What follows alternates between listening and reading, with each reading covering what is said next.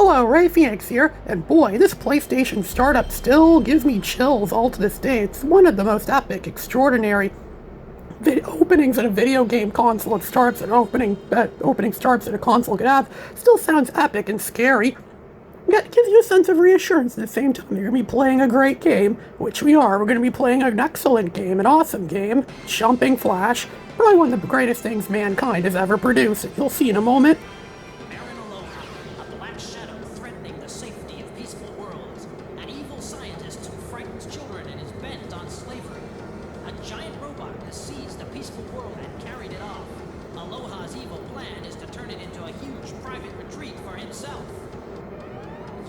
City Hall, here to help the people.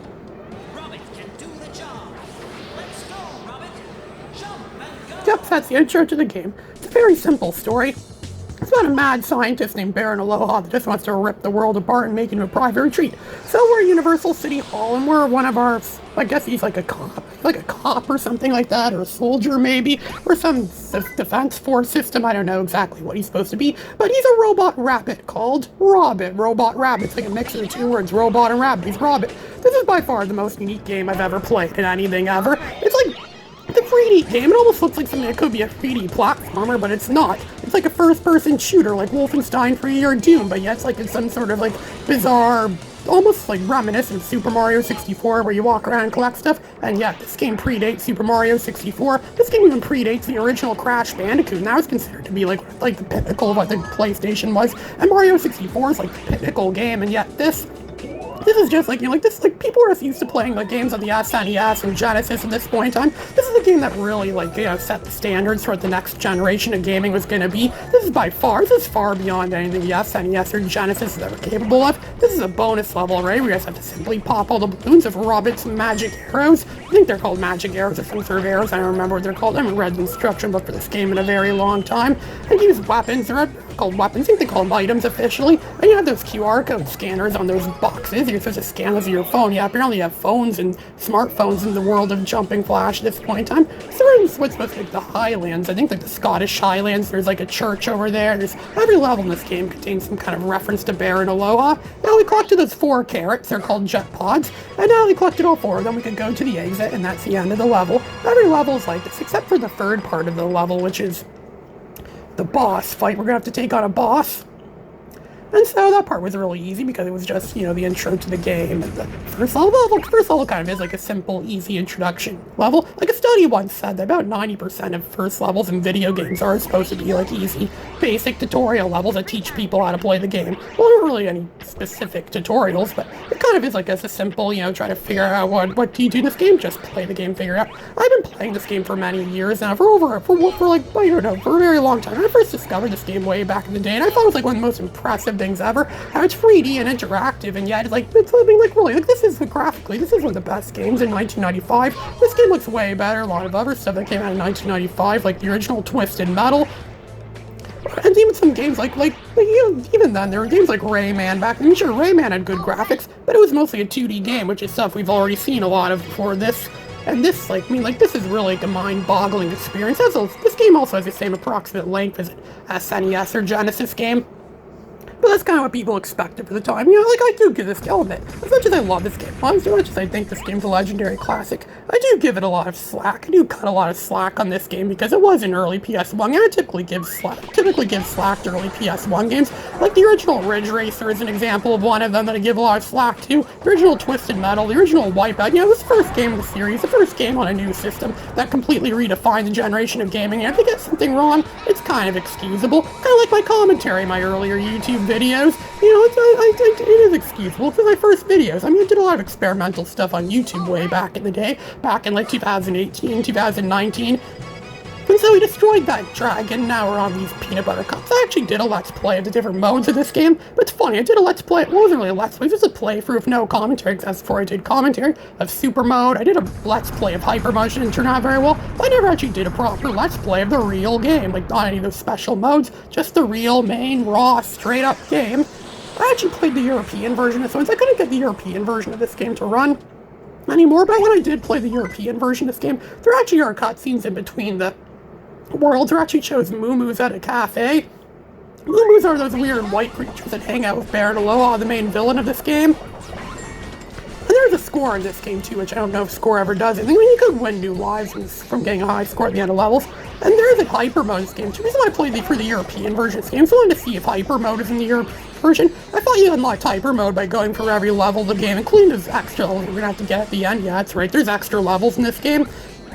This game pulls a ghosts and goblins on us at the end, and as it turns out, there is no hyper mode. At least that's what I thought. We did the exact same thing in this version, and I still couldn't unlock hyper mode. This is the American version, by the way, and I still couldn't unlock hyper mode. And now I'm starting to think that maybe hyper mode is hidden in the European version, or maybe those PAL frame rates can't handle the full speed of hyper mode. Maybe that's why hyper mode is absent in the game. I don't know. I've tried checking the internet to see if the internet knows, and for some reason the internet doesn't even seem to know how you got hyper mode in the original Jumping Flash. It's like a strange mystery. It's funny, I've been playing this game for like well over a decade now, almost 2 decades. Well, not 2 decades yet, but I've been playing this game for a very long time, and even I don't know how to unlock hyper mode in this game. There's still a lot of like unsolved mysteries in this game. Even I don't know how to solve. Even I know how to shake a stick at some of that stuff. And so this level's a little bit confusing sometimes. I still get lost in this level too. I still get lost so many times, and then everything is in the same place each time you play it, but it's hard to remember everything. It almost seems like it's a new game each time I play it. The music is pretty good too. This level is supposed to be set in Egypt, I think. Yeah, it doesn't really play Egyptian sounding music. It plays music that sounds more like sitar music or like Indian or Middle Eastern kind of music. Before we go into Baron Aloha's desert base, we could use our weapons there to destroy those enemies there. We could get health. Yeah, health. Yeah, we have health, as you can see the bottom screen. We have lives. You only hold it to 9 lives in this game. Probably because they thought if they let you hold any more, the game would be way too easy. Then this game already is kind of easy. It is. I mean, it's hard if you don't know how to play the game and you need to. The real challenge in this game comes from looking for stuff, like going around probing through the levels and trying to find stuff. But I know that, but I still know a lot of that way too well, so that's why this game seems easy to me. I've probably played this game and beat this game way more than I've beaten any other game ever. The controls are very simple, so when I'm stuck somewhere with a keyboard and an emulator, this is one of the games I like to play. I even got to play this game on my Android phone. I only gave up using the on-screen controls on my Android phone because it just got way too challenging to play the game on. Well, it wasn't so much challenging. The real challenge came from the fact that the frame rates are really bad on my phone. For some reason, my phone isn't powerful enough to run this game.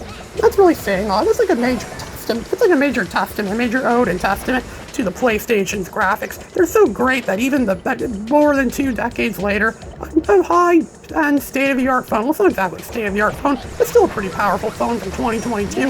Can't even run this game. It has trouble running it. Yeah, it's so powerful. Jumping Flash is. They should make phones that can play Jumping Flash. Jumping Flash should be a requirement for everyone. Everyone talks about how great Sonic is, or whatever else. There's Mario, there's Mega Man. But no one talks about how great Jumping Flash is. Jumping Flash deserves to be recognized among all those other games. Robot should have been a household name. I wouldn't be surprised if that's what they were going for. This game came out before Crash Bandicoot, which Crash Bandicoots are regarded by many to be the main mascot of the original PlayStation.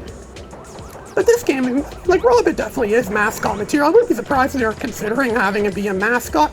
But then, Crash Bandicoot came out and he just kind of stole the show from Robot, so maybe that's why he never got to be the mascot. Then there were other mascots too. Like there was also Spyro the Dragon. Spyro the Dragon was considered to be a great mascot by a lot of people. You could call Spyro a mascot. Then there was even Tiny Tank, an attempt at making another mascot, but Tiny Tank never took off. Some could say this game never took off too.